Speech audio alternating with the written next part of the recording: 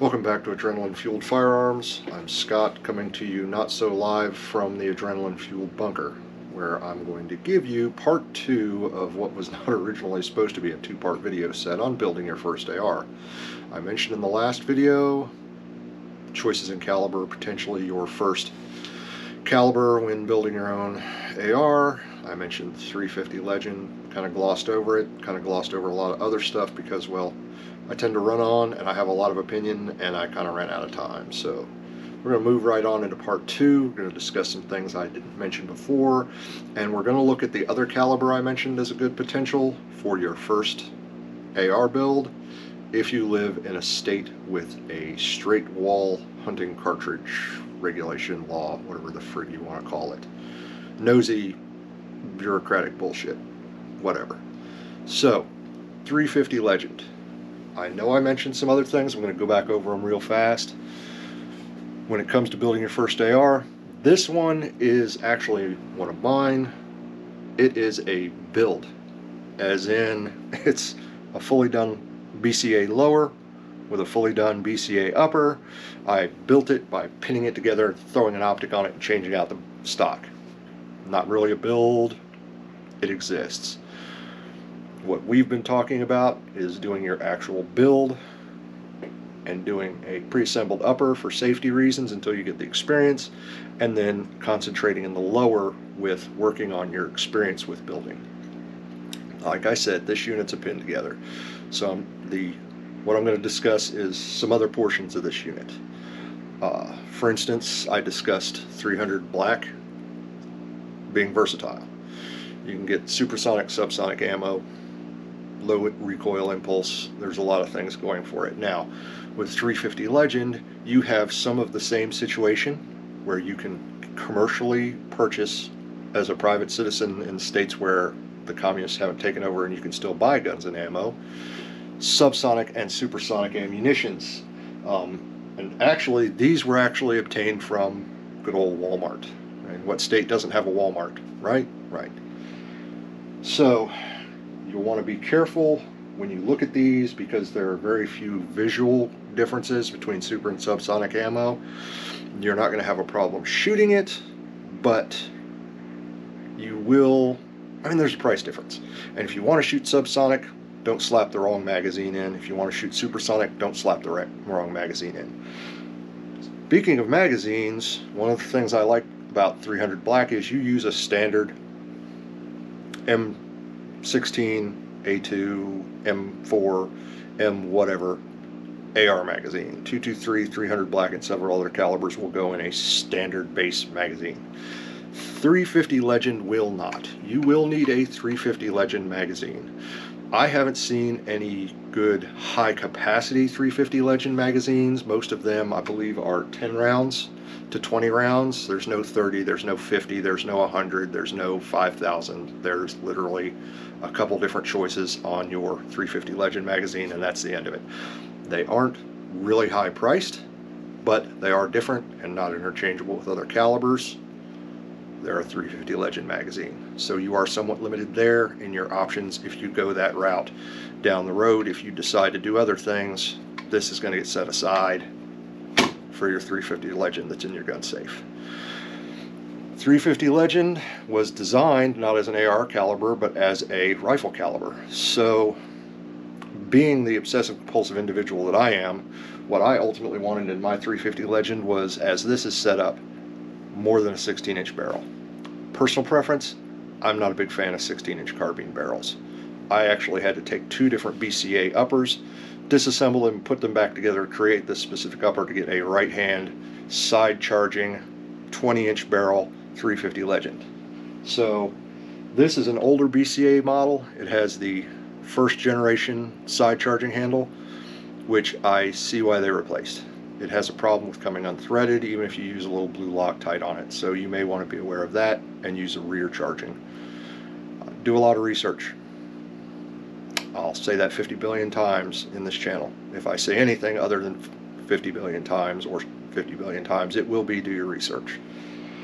I went with a rifle lower because, like I said, it's a rifle caliber and I'm obsessive compulsive. I did change out to a Luth AR stock for its adjustability for your cheek rest, and your length of pull. That is fitment to your body, not anything specific to the AR itself, although the AR itself does have a certain range of adjustability when it comes to length of pull and cheek rest. You get the basic of what you get. It's not like some rifles where you can get all kinds of crazy wild skeletonized stocks. You do need to, in a majority of calibers, have some form of buffer tube on there. That said, not all calibers. Yet another consideration when building an AR, because there aren't enough variables, are there? Right. Bone stock mil-spec trigger, bone stock mil-spec lower, no fanciness. Heck, that's even a A2 style pistol grip. Bone stock. Remember I was talking about that $1,000 budget? Yeah, you start running into stuff like this when you're talking about a $1,000 budget. So again, we'll talk briefly about optics. This unit here is a 3:9, an actual rifle optic, as opposed to, as I mentioned before, a low magnification scope or a red dot. Again, 20-inch barrel rifle, 3:9 scope rifle. That's my personal preference. Not a route you need to go, but something I wanted to address for one of the variables when you're looking at building your first. I mean, we all remember our first. Whether it's good or bad, we remember it. So, once you have your unit, once you've blown your first grand, guess what? You're probably not done. And I'm not even talking about ammo and magazines. No. We're talking about other variables, other toys, gizmos, gadgets, add-ons, all that happiness. Because the sky's the limit when it comes to the ARs. You have typically a modern upper will come with this style of handguard, which is called M-lock. It's a long grooved slot that uses screws and flat hardware on the inside with some sort of Torx or, God forbid, cross tip, but most likely hex attachment hardware that you line your little hardware up in the slot, you slide it into the slot, and then you will torque it down. That gives you whatever you're going to mount, if it's a specific M-lock accessory, or in the case of this is actually a section of pick rail from Magpul. Then you add other accessories to that. As I said, some of your accessories will come with their own hardware. This is a Magpul hand grip. Pick rail will give you a lot of options.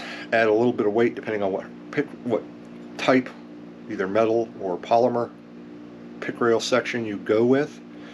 It's one of your factors. If it's going to be weight, you may go with an accessory that weighs a little less, or if you don't care, you get a lead friggin' pick rail section. Merry Christmas. Recoil can be an issue when it comes to weight. You may want to use weight to mitigate some of your recoil. 350 Legend, again, does have a bit more recoil than 300 AAC Blackout. So recoil is a consideration when building. There are a lot of factors that go into it.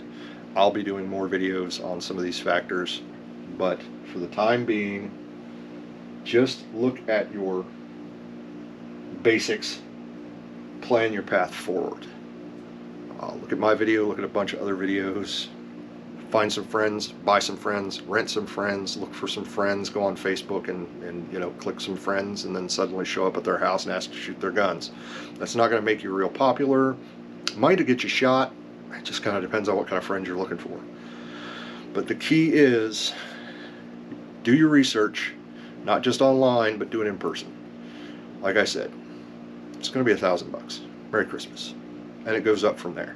I mean, you get into some of the severe, super duper, over the top wonder lowers and uppers and assemblies and things like that. I mean, you can drop $4 to $5 grand on your first AR and still end up putting it together yourself. It's just, the sky is the limit on this stuff. Optics, last night I was looking at some optics. I mean, 2, 3, 4, or 5 grand for a friggin' optic, and that's not even night vision, thermal, or anything else. You have so many options out there in the modern shooting community for different parts, for more avenues of research, for so many things. Avail yourself of everything possible when it comes to your research. look around at every possibility and every variable. God, the English language today.